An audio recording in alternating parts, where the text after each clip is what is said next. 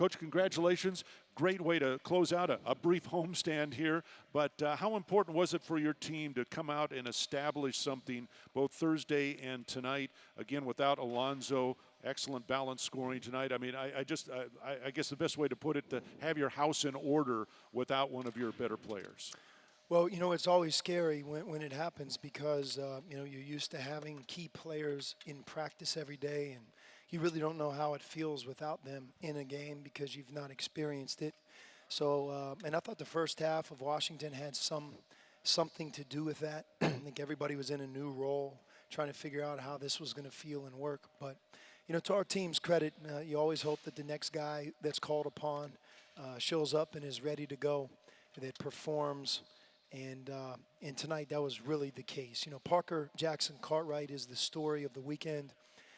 He had 7 assists tonight, but he had 18 this weekend, 11 against Washington and 7 more here. So anytime you can get a point guard with 18 assists and I believe 3 turnovers is what I would say, 6-to-1 assist to turnover ratio. In addition to that, tonight he shot the ball the way that I know he can shoot it. We watch him every day, and sometimes it takes a while to click. You miss a few, it starts to play mind games with you.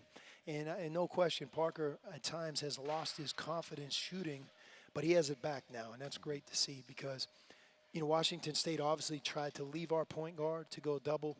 Kadeem and Parker are both too good of shooters, too good of players to do that, and I thought both guys made him pay, but in particular Parker. Parker was outstanding this weekend, and a big reason why we had the margins of victory that we did in both games. Oh, and I also ask you about Mark Tollefsen. He's moved into the starting lineup the last 2 ball games with Alonzo out, and even though, as you just said, that it's not one guy that's taking Alonzo's place, but the fact that Mark has played well these 2 games, how, again, does that bolster your team?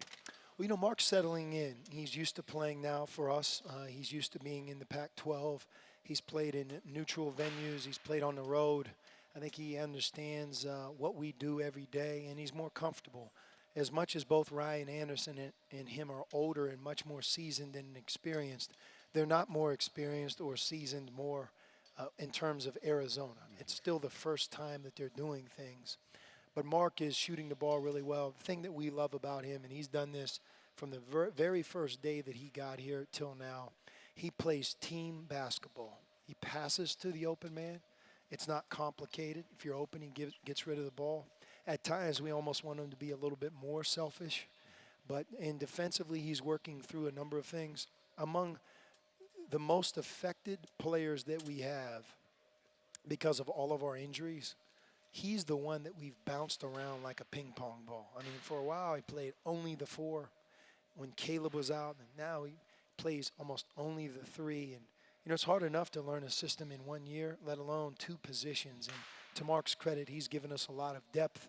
I don't know where we would be without him. We lost Ray at the very beginning, and losing Alonzo now, Elliott not playing, it really has put us in dire straits in some ways. And Mark's been really one of the key components to continuing to let us grow and get better.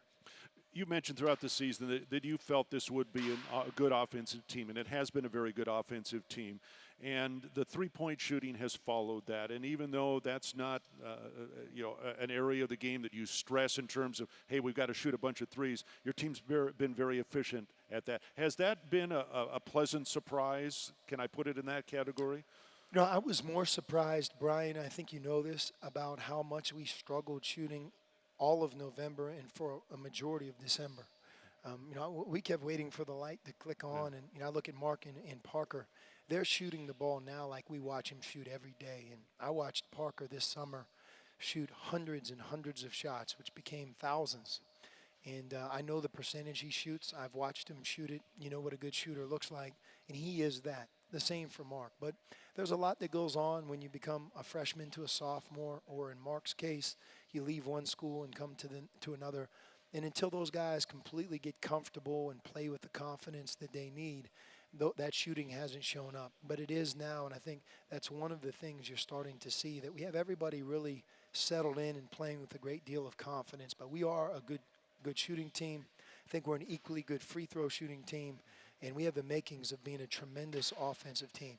we just can't just be one-sided. We have to continue to grow and get better at the things that we can control as a defensive group. Okay. Congratulations, Coach. We'll see you at Stanford on Thursday. Thank you, Brian. Head coach Sean Miller here, courtside at McHale Center, where the Wildcats beat the Cougars 90-66.